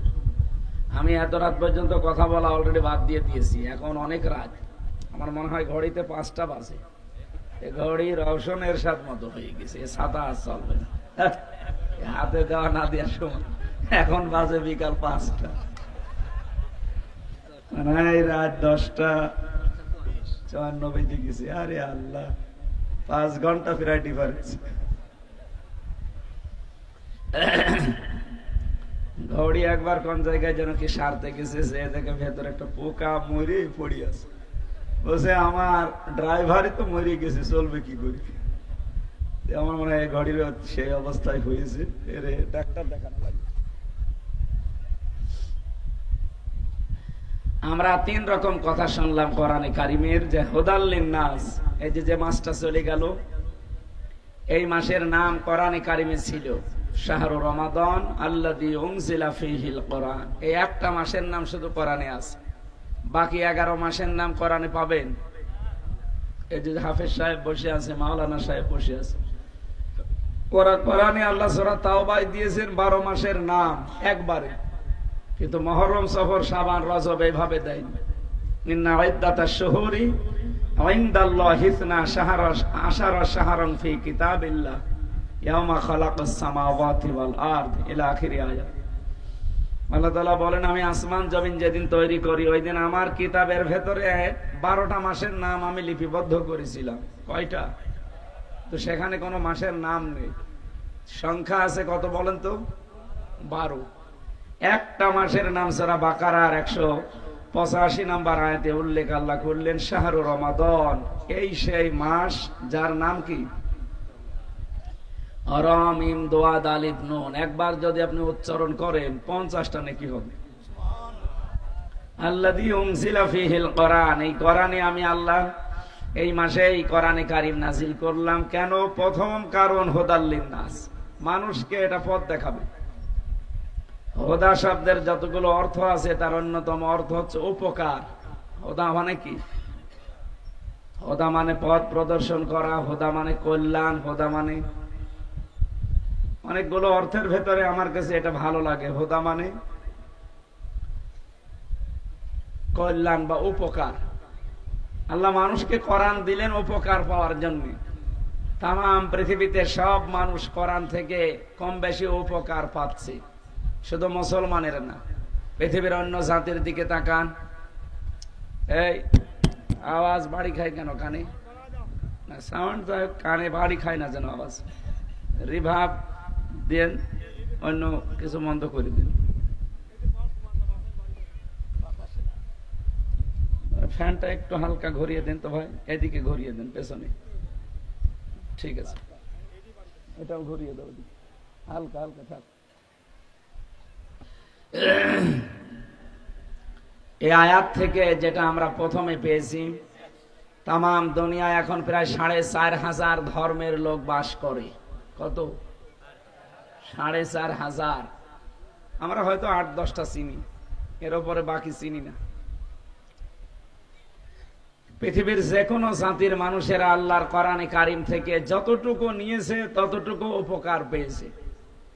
আপনি ইহুদি, খ্রিস্টান, বৌদ্ধ, অন্যান্য জাতি, তারা কোরআনে কারিম থেকে কয়েকটা জিনিস আমরা নিতে দেখেছি। পারিবারিক জীবনে তারা বিয়েটা নিয়েছে। এই জন্য বিবাহ শাদী যদি না থাকতো পৃথিবীতে বসবাসের অযোগ্য হয়ে যেত। কি কথা বুঝতেছেন? 2 নম্বরে তারা রাজনৈতিক ভাবে কোরআনে কারিম থেকে কিছু নিয়ম নিয়েছে। সূরা নিসা 34 নম্বর আয়াতের প্রথম অংশে আপনি এটা পাবেন। খেয়াল করে মিলাবেন আমাদের দেশের সাথে। রব্বুল আলামিন বলেন, আর রিজালু কাওয়ামুনা আলান নিসা। পৃথিবীতে পুরুষ মানুষকে আমি বানিয়েছি নেতৃত্ব দেওয়ার জন্য, আর মেয়েদের বানিয়েছি তাদের আজ্ঞাবহ। অথচ এটা পুরা উল্টিয়ে ফেলেছি আমরা। কিন্তু যারা এটার ধ্বনি ছড়ায়, তাম দুনিয়ায় যারা সবক দিয়ে বেড়ায় নারী পুরুষের সমান অধিকার। আপনি আমেরিকার দিকে তাকান, 236 বছর হয়ে গেল। এই 236 বছরে আজ পর্যন্ত কোন মহিলাকে তারা প্রধানমন্ত্রী বানায়নি। কি এই যে এবারও ডোনাল্ড ট্রাম্পের মতো একটা মাতাল, মাতাল না, সবসময় টাল হয়ে থাকে, এই লোকটাকে তারা প্রধানমন্ত্রী বানিয়েছে। কেন? কমলা হ্যারিসের মতো এত বড় একটা শিক্ষিতা মেয়েকে তারা দায়িত্ব দেয়। এর একটা তাফসিরে আমি হাদিস পেয়েছি, নবীজি বলেন, লা ইউফলিহা কওমুন আল্লাহু আমরাহুম ইমরাতুন। নবীজি গ্যারান্টি দিয়েছেন কখনো ওই জাতি সফল হতে পারে না। শুধু পারে না তা না, পারছে না, পারবেও না। ইউফলিহা এটা মোজারে, বর্তমান ভবিষ্যৎ, প্রেজেন্ট ফিউচার, এর আগে লান এসেছে। নবীজি গ্যারান্টি দিচ্ছেন কখনোই হচ্ছে না, হবে না। যে জাতি তার নারীকে নেতৃত্বের আসনে বসিয়ে রেখেছে। আমেরিকা হয়তো কোরআনের এই আয়াত, এই হাদিস বিশ্বাস করে না, কিন্তু তারা মানতেছে, উপকার পাচ্ছে। আজ তারা পৃথিবীতে দাঁড়িয়ে গেছে এই একটাই কারণে, তারা জাতে মাতাল হলেও তালে ঠিক আছে, আর আমরা জাতেও মাতাল তালেও মাতাল। আজ 54 বছর হয়ে গেল। বলেন তো, আমাদের দেশে দায়িত্ব পালন করেছে প্রধানমন্ত্রী হিসাবে, রাষ্ট্রপতি হিসাবে এই দেশে নারী না পুরুষ? বেশিরভাগই নারী। তার মানে নবীজির এই কথা আমরা যতদিন না মানতে পারি ততদিন পর্যন্ত এই বাংলাদেশে মানুষ আমরা যাই করি সফল হওয়া সম্ভব না। সফল হওয়ার জন্য 5টা গুণ সূরা বালাদের ভেতরে পাবেন। কয়টা? Must be. এই 5টা গুণ যদি কোনো ব্যক্তি, কোনো পরিবার, কোনো সমাজ, কোনো রাষ্ট্র, কোনো দল গ্রহণ করতে পারে, আল্লাহর কোরআন সূরা বালাদ গ্যারান্টি দিচ্ছে তারা সফল হবে। আমি যতটুকু মিলিয়েছি এই 5টা গুণ, এই দেশে যারা একামতে দিনের দায়িত্ব পালন করে তারা এগুলো সব সামনে পালন করার জন্য 100 ভাগ চেষ্টা চালাচ্ছে। যেহেতু কোরআনে কারিম থেকে তারা নিয়েছে এই তথ্যটা, এই সবকটা, আর আমার বিশ্বাস কোরআন থেকে কিছু নিলে কেউ ঠকবে না। খ্রিস্টানরা যদি না ঠকে দুনিয়ার হিসাবে, আমরা মুসলিম দাবি করে কোরআনে কারিম থেকে সফল হওয়ার এই 5টা টিপস যদি নিতে পারি আমরা ঠকে যাব? বলেন। ফাক্কু রাকাবা আও ইতআমুন ফি ইয়াউমিন যি মাসগাবা ইয়াতীমান যা মাকরাবা আও মিসকিনান যা মাতরাবা সুম্মা কানা মিনাল্লাযিনা আমানু ওয়া তাওয়াসাউ বিস সাবরি ওয়া তাওয়াসাউ বিল মারহামা। কয়টা গুণ বললাম? বলেন বলেন। এই 5টা গুণের অধিকারী যারা দুনিয়ায় হবে, উলাইকা আসহাবুল মাইমানা। আমরা আজ বাংলাদেশে অনেককে বামপন্থী এ ঘোষণা দিয়ে নিজেকে আনন্দিত মনে করে যে আমি আনন্দ পাচ্ছি। না, বামপন্থী পরিচয় দেওয়া এটা জাহান্নামী মানুষের কালচার। বাংলাদেশে পরিচয় যেন কেউ বুঝে শুনে দেবেন না। আপনি ডানপন্থী না বামপন্থী? বামপন্থী যারা, ওরা বিনা হিসাবে বিনা বিচারে জাহান্নামী। এরা হচ্ছে নারের অধিকারী। কিসের? বলেন বলেন। নার মানে আগুন। আর আরেকটা শব্দ আছে এর পাশাপাশি, নুন আলিফ র, নার, আর নুন ওয়া র, নূর। নূর মানে আলো। কোরআনে কারিমের 55টা নাম আছে, তার ভেতরে একটা নাম নূর। ক্বাদ জাআকুম মিনাল্লাহি নূরুন ওয়া কিতাবুম মুবিন। অবশ্যই আল্লাহর পক্ষ থেকে তোমাদের কাছে এসেছে স্পষ্ট কিতাব, নূর। এখানে যেহেতু আলেম আছে তাদেরকে বলছি, অনেক মানুষ মনে করে এই এলাকায় হয়তো এগুলো এখনো প্রচার হয়নি বা চর্চা নেই, এগুলো চট্টগ্রাম বিভাগে বেশি। ওরা গরম সুন্নি, ঠান্ডা সুন্নি, মিঠা সুন্নি নাম নিয়ে নবী নূরের তৈরি না মাটির তৈরি এই নিয়ে ফতোয়াবাজি করে ওরা দলই আলাদা করে ফেলে। এই কথা বলে না কেন? আল্লাহ বলেন অবশ্যই আমার পক্ষ থেকে এসেছে নূর, স্পষ্ট কিতাব। শব্দ যদিও দুইটা, জিনিস একটা। শিক্ষক জিজ্ঞাসা করছে, বিভিন্ন জায়গায় বিভিন্ন রকমের হয়ে ওঠে কিন্তু জিনিস এক। কি বলতো এটার নাম? একজন বলছে চুল। কি চুল? বিভিন্ন জায়গায় ওঠে শরীরে, কিন্তু জিনিসের নাম কি? যতই আলাদা আলাদা বলেন, আসল তো নাম চুল। মাথায় থাকলে হয় চুল, চোখের উপরে থাকলে হয় ভরু, আর একটু নিচে নামলে পাপড়ি। এই যে চোখের পাপড়ি বলে না, আর একটু নিচে নামলে গোপ, আর একটু নিচে নামলে দাড়ি, আর নিচে নামা যাচ্ছে না। জিনিস তো সব একই, নাম আলাদা আলাদা। এই কথা বলেন না কেন? এই যে নদী, আপনাদের পাশে নদীর নাম কি? পদ্মা। আপনি যমুনা সেতু যেখানে তৈরি হয়েছে ওটার নাম কি? যমুনা। যেখানে পদ্মা সেতু তৈরি হয়েছে ওই যে ওটার নাম কি? মাওয়া ঘাট। এক একটা জায়গায় এক একটা নাম, কিন্তু সবগুলো আসলে কি? নদী। বলেন তো কি নাম? কি কি বুঝলেন এখান থেকে? বলেন তো। নাম যতই আলাদা আলাদা জায়গা থাক, জিনিস তো এক। এখানে যে নূর আর কিতাব দুইটাই এক, এটা যে দুইটাই এক তার প্রমাণ কি? এর পরের আয়াত আল্লাহ রাব্বুল আলামিন বলেন ইয়াহদি বিহিল্লাহ। এখানে বিহি এক বচন, আল্লাহ বহু বচন বা দ্বিবচন দিতে পারতেন। ওপরের আয়াতের শব্দে যদি দুইটা জিনিস আল্লাহ মিন করতেন, তাহলে পরের আয়াতে ব্যাখ্যা দিতে গিয়ে বলতেন দ্বিবচন, ইহদি বিহিমা। কি কি কথা বলেন না কেন? আল্লাহ এক বচন দিয়ে ইহদি বিহিল্লাহ এই করেন। কোরআন শরীফ একটু বুঝে চিন্তা ভাবনা করে পড়লে কিন্তু মানুষ সঠিকটা পেয়ে যায়। ওই কোন বাবা কি বলেছে ওই দিকে শুধু দৌড়ায়, তো এই জন্য আসল জিনিস বের করতে পারেনি। এত বড় বড় আলেম তারা, নামের আগে মুফতি, মুহাদ্দিস, আল্লামা লিখা, কেন এই শব্দ নিয়ে একটু চিন্তা ভাবনা করা যায় না? আমার আলোচনা ওইটা না, আমি একটু টাচ দিলাম শুধু। তাহলে নবীজিকে নূর বলে যারা চালিয়ে দেন, তার সম্মান আপনি বাড়ান না, তার সম্মান আরো কমে যায়। কারণ এই যে আলো, নূর, এর ভেতরে কমপক্ষে দুইটা জিনিস পাবেন। কয়টা? কি কথা বলছে না কেন? নেগেটিভ আর পজিটিভ।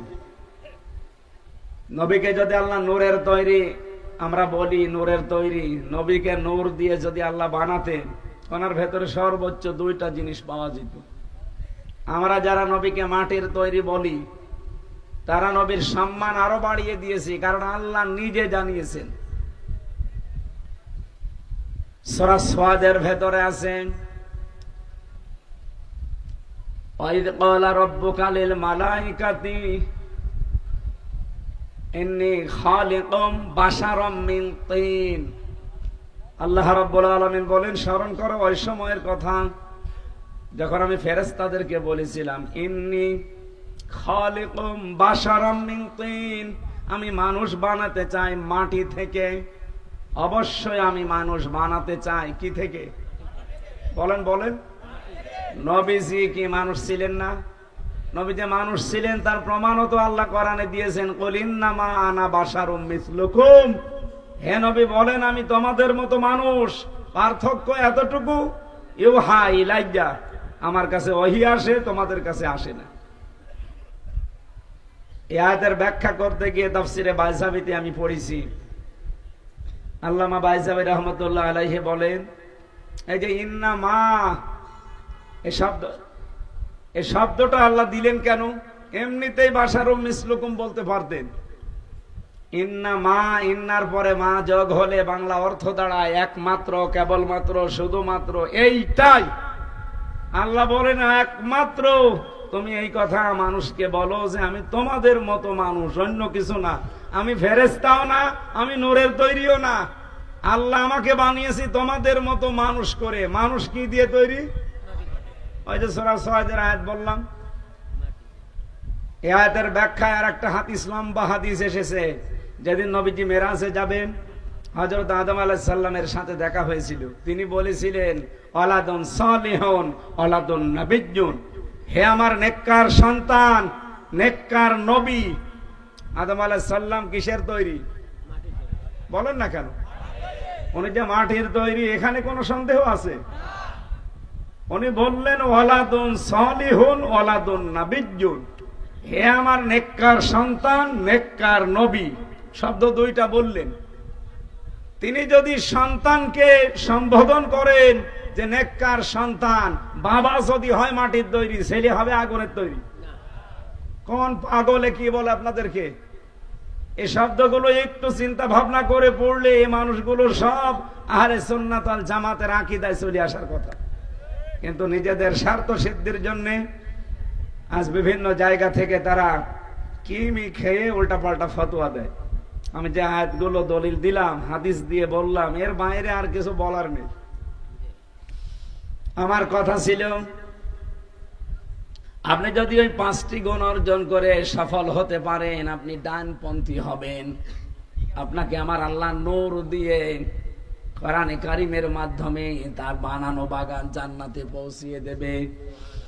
পক্ষান্তরে 5টি গুণ যারা অর্জন করে না, এই মানুষগুলোকে দুনিয়ায় বামপন্থী হিসাবে, এর পরের আয়াতে দেখবেন আছে, এই মানুষগুলো বামপন্থী হতভাগা, যারা নিজেদেরকে বামপন্থী বলে আরো নিজে নিজে আনন্দ পান। পরিচয় দিতে পারলে আপনার কাছে ভালো লাগে। আপনি যেন নিজেই প্রমাণ করে মানুষকে বলেন যে আমি নিজেই জাহান্নামী, আমি বামপন্থী আর আমি জাহান্নামী, কথা একই। কি কথা বলে না কেন? আমার আলোচনার বিষয় ছিল হুদাল্লিল মুত্তাকি, হুদাল্লিন নাস দিয়ে আল্লাহ এটাই জানাতে চেয়েছেন, পৃথিবীতে যে মানুষগুলো কোরআনে কারিম থেকে কিছু নিতে চায় অবশ্যই তারা দুনিয়া হিসাবে কিছু না কিছু উপকার কল্যাণ পাবেই। পক্ষান্তরে সবচাইতে বেশি কল্যাণ পাওয়ার কথা, এর চাইতে আরেকটু বেশি হুদাল্লিল মুসলিমিন, যারা মুসলমান তাদের জন্য। এই জন্য তামাম দুনিয়া যারা মুসলিম আপনি দেখবেন মানুষের তুলনায় মুসলমানেরা কোরআন থেকে উপদেশ, হেদায়াত, এমনকি কোরআন থেকে উপকার, কল্যাণ একটু বেশি পায়। কি কথা বোঝানো লাগবে আবার? 3 নম্বরে আল্লাহ দিয়েছেন হুদাল্লিন নাস, হুদাল্লিল মুত্তাকিন। এই কোরআন থেকে একেবারে পরিপূর্ণ হেদায়েত পাবে, কল্যাণ পাবে, সুখ পাবে, শান্তি সমৃদ্ধি পাবে এই দুনিয়াতে যারা মুত্তাকি। যারা কি?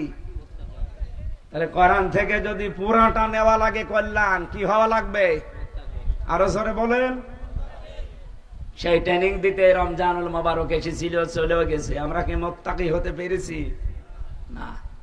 মুত্তাকি হতে হয় যে সমস্ত জিনিসের দ্বারা, ওগুলো আমাদের ভেতরে এখনো তৈরি হয়নি। আমরা সামনে যদি ওই পয়েন্টে আসে, আমরা আপনাকে টাচ দিয়ে জানাবো যে আমরা মুত্তাকি কত দূর পর্যন্ত হতে পেরেছি। আমরা কথা তুলেছিলাম রমজানুল মোবারকের নাম আল্লাহ কোরআনে দিয়েছেন মাত্র একটা মাস।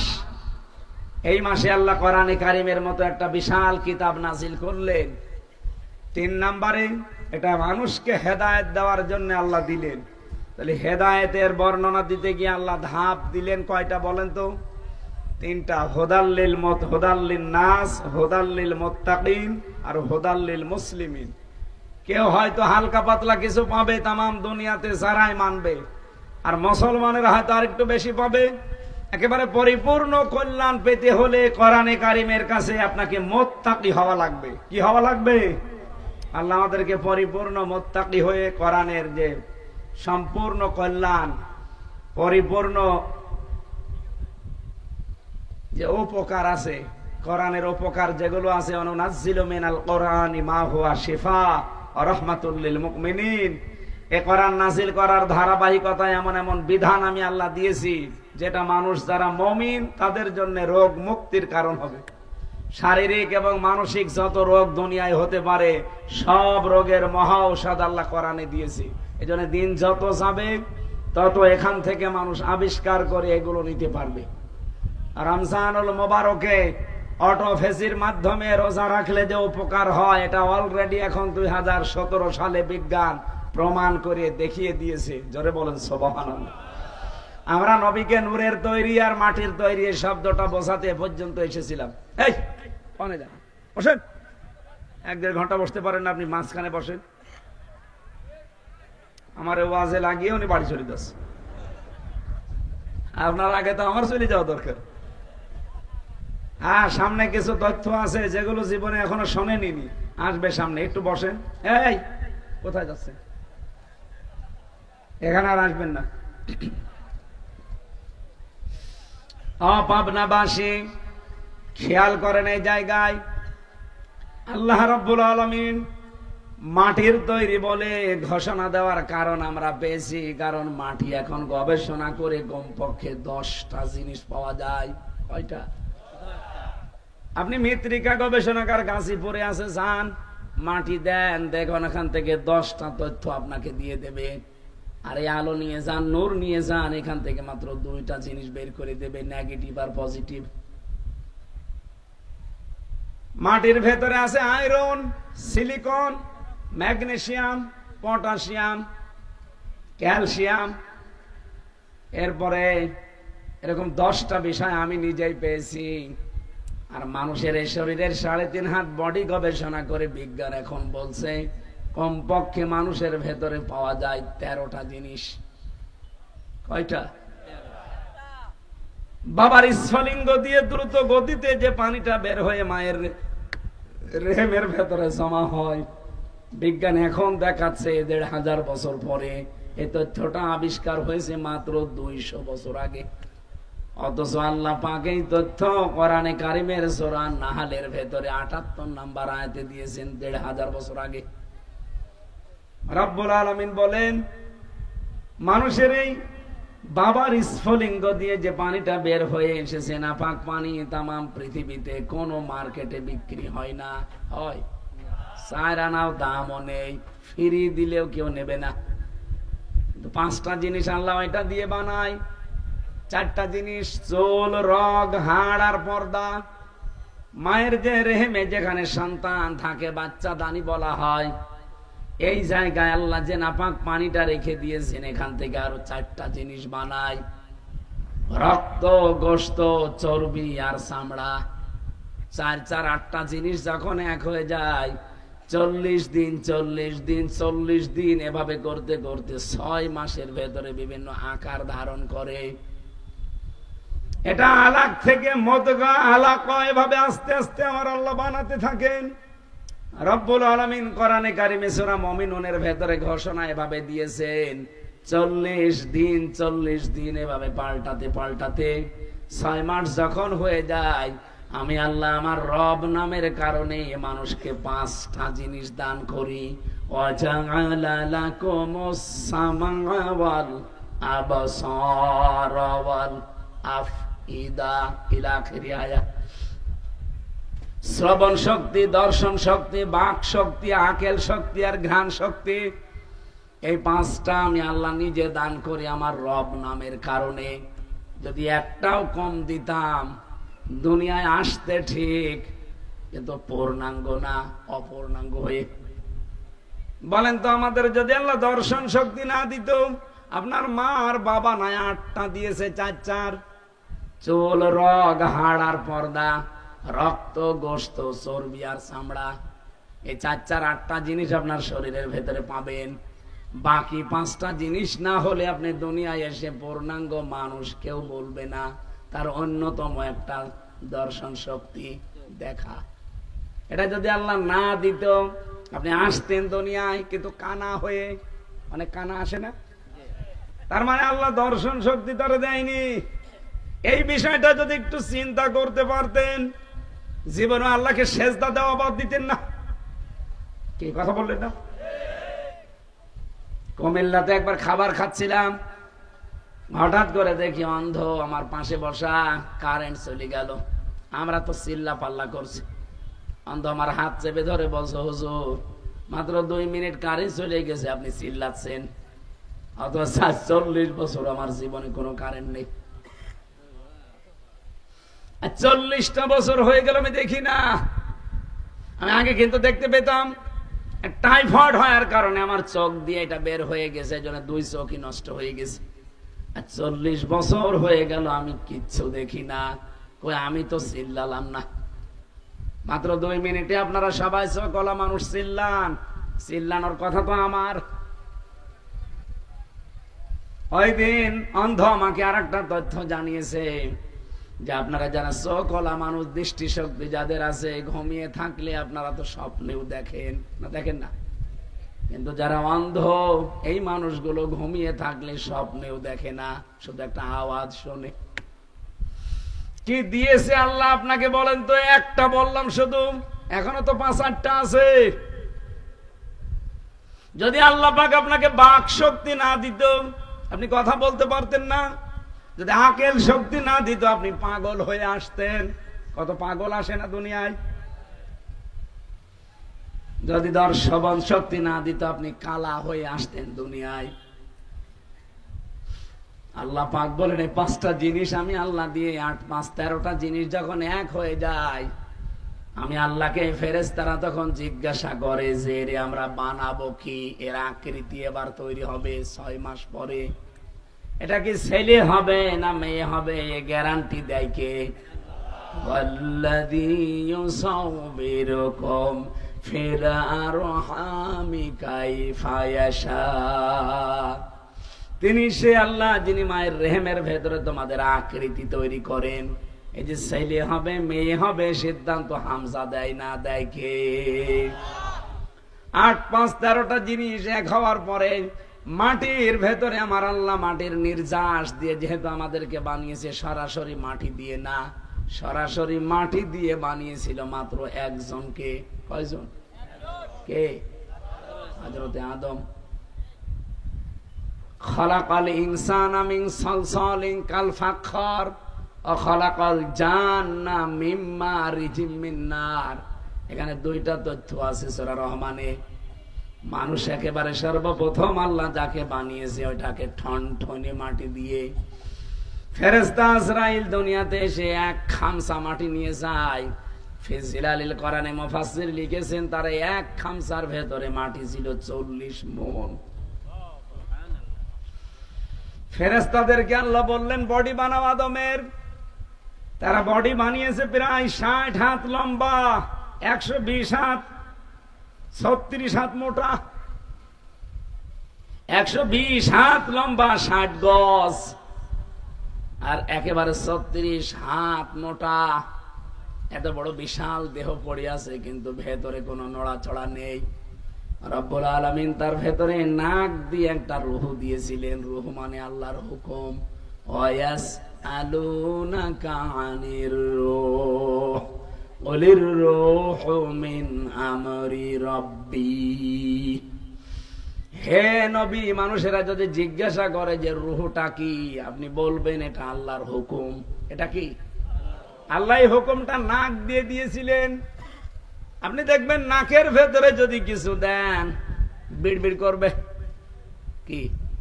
আপনি কিছু দিয়ে দেখেন কোন খড়কুটা, বিড়বিড় করবে। তখন হাসি দিয়েছিল।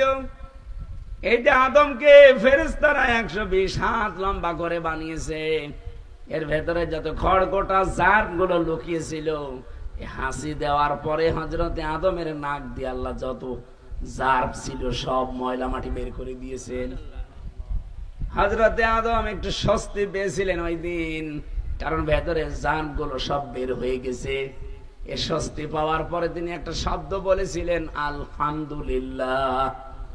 আল্লাহ এত বেশি খুশি হয়েছিলেন এই শব্দের উপরে, কিয়ামত পর্যন্ত আদমের সন্তান যারা দুনিয়া আসবে তারা যদি হাসি দেয় তারা যেন এই আলহামদুলিল্লাহ বলে। এটা ওয়াজিব করে দিয়েছেন আমার আল্লাহ। এমনকি কেউ যদি আলহামদুলিল্লাহ বলে হাসি দেওয়ার পরে, তার পাশে যে থাকবে তারে বলা লাগবে ইয়ারহামুকাল্লাহ। এক কথা বলছেন না কেন? এমনকি তার পাশে যে থাকবে তারে বলা লাগবে ইয়াহদিকাল্লাহ। কেন এত কথা বলা লাগবে? কেন আলহামদুলিল্লাহ, ইয়ারহামুকাল্লাহ, ইয়াহদিকাল্লাহ এত কথা বলা লাগবে কেন? আমি তো হাসি দিয়েছি। বিজ্ঞান এখন প্রমাণ করছে যে হাসির দ্বারা যতগুলো জার্ম শরীর থেকে বের হয়ে যায়, এটা যদি আপনি ডাক্তার দিয়ে পরীক্ষা করে মেশিন লাগিয়ে বের করতে চান, কমপক্ষে বাংলাদেশের টাকা এখন 60,000 টাকা লাগবে। একবার হাসি দিলে এই উপকার আপনার শরীর থেকে আমার আল্লাহ করে। এই জন্য তো আলহামদুলিল্লাহ বলার নিয়ম। আর পাশে যে থাকবে তার এই জন্য ইয়ারহামুকাল্লাহ বলার নিয়ম। ওর পাশে যে থাকবে সে যেন বলে ইয়াহদিকাল্লাহ। সুবহানাল্লাহ বলতে পারেন না? আমি যে কথাটা এখান থেকে বসাতে চাচ্ছিলাম, রব্বুল আলামিন দয়া করে মায়া করে আমাদের এই মাটি দিয়ে আদম আলাইহিস সালামকে বানিয়েছেন। আর আমাদেরকে সরাসরি মাটি দিয়ে না, বানিয়েছেন মাটির নির্যাস থেকে। আপনি মাটির নির্যাসের ভেতরে কমপক্ষে 10টা জিনিস পাবেন। ওই যে যেগুলো বলছিলাম, আধুনিক তাফসীর পাওয়া যায় যুগের জ্ঞানের আলোকে, বাস্তবতার নিরিখে। আপনি এখানে মিনহা খালাকনাকুম এই আয়াতের তাফসীরে দেখবেন এখানে 10 রকম নাম লেখা আছে। মাটি দিয়ে আল্লাহ আমাদের বানিয়েছেন, মাটির নির্যাস দিয়ে। মাটি বানিয়েছেন কি দিয়ে? কয়টা বললাম? 10টা জিনিস পাবেন। তাহলে 10 মার বাবা দুইজন মিলে দিয়েছে 4 4 8, কত হয়? 18। আর আল্লাহ নিজে দিয়েছেন 5, কত হয়? 23টা জিনিস আমার 3.5 হাত বডিতে আছে।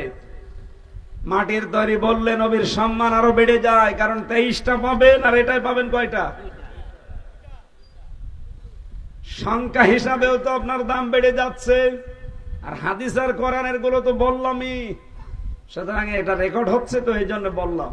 যারা নূরের তৈরি এই শব্দ নিয়ে লাফাচ্ছে, পৃথিবীতে বিশ্ব নবীকে আমার আল্লাহ মানুষ বানিয়ে পাঠিয়েছিলেন। মানুষ তৈরি মাটি দিয়ে।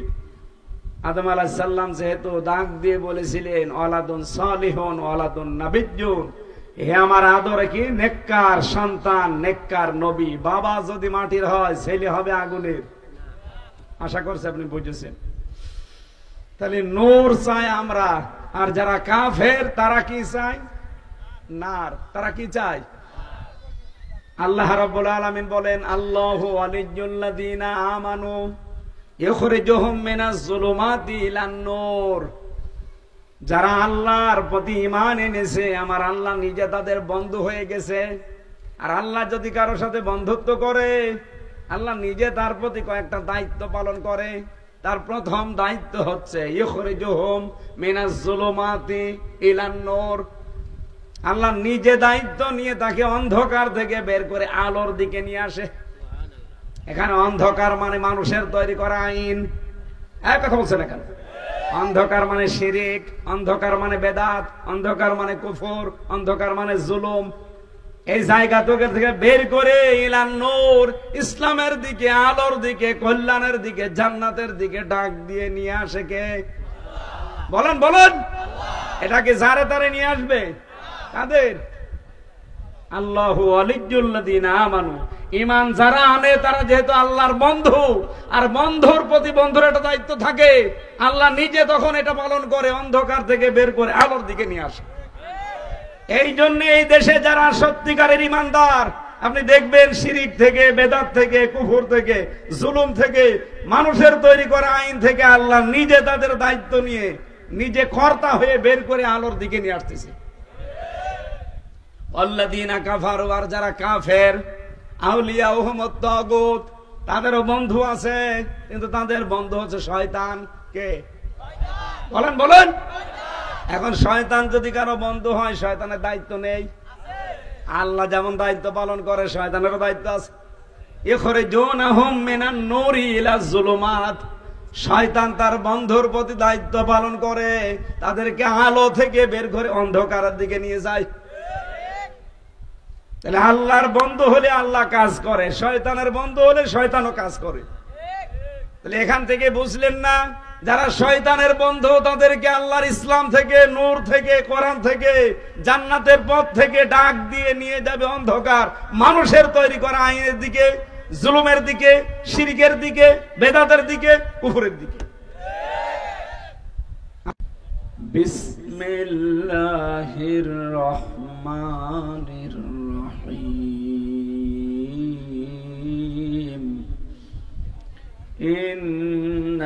ইন্নাল্লাযীনা ক্বালু রাব্বুনাল্লাহু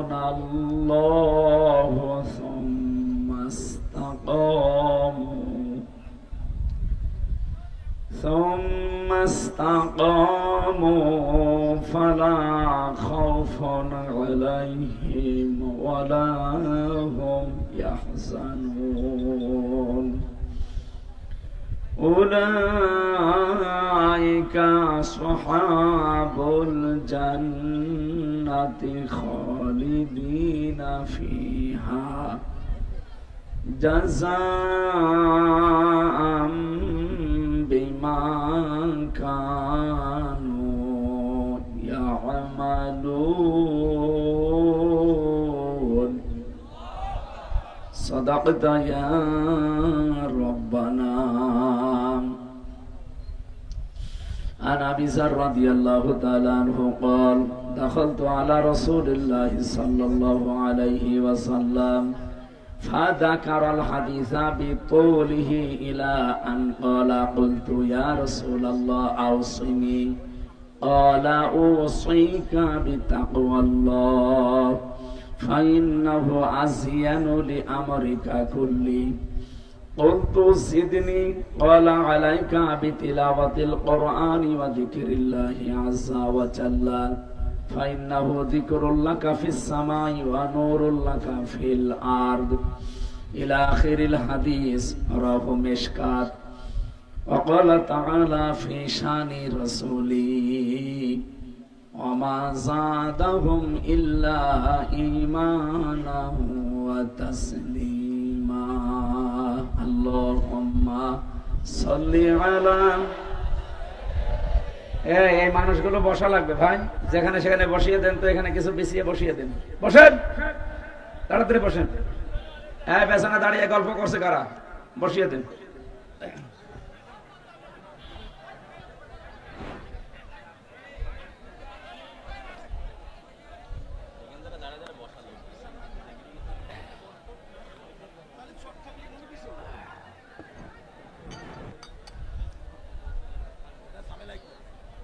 বসেন ভাই, বসেন, আর লাগবে না, সে যা ভাল লাগে করুক। পোস্টার ছিল না?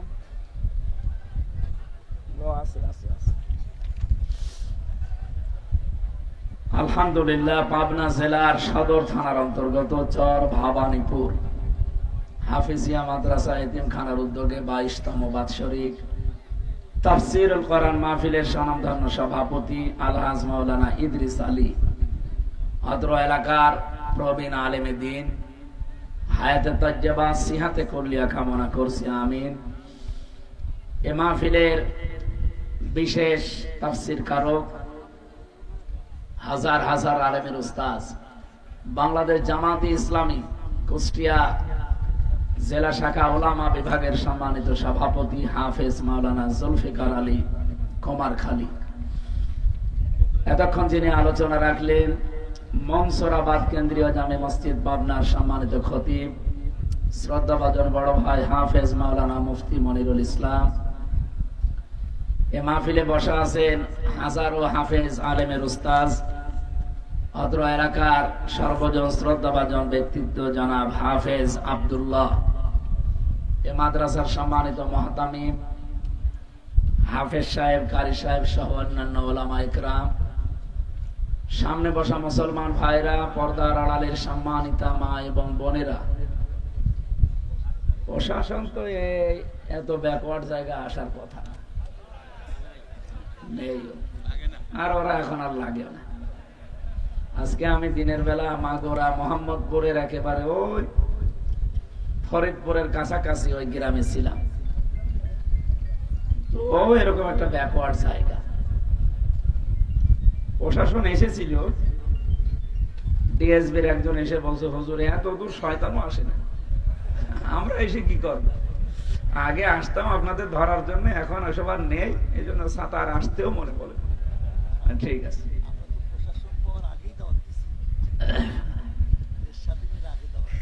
এটা আগস্টের 5 তারিখের আগে একবার আমি এখানে এই পাশে এসেছিলাম, 2-1 কিলো ভেতরে। সেখান থেকে মাহফিলটা না, কিছু লাগবে না, সব নিয়ে যান, কিচ্ছু লাগবে না, যাদের লাগে তাদের দিয়ে দেন।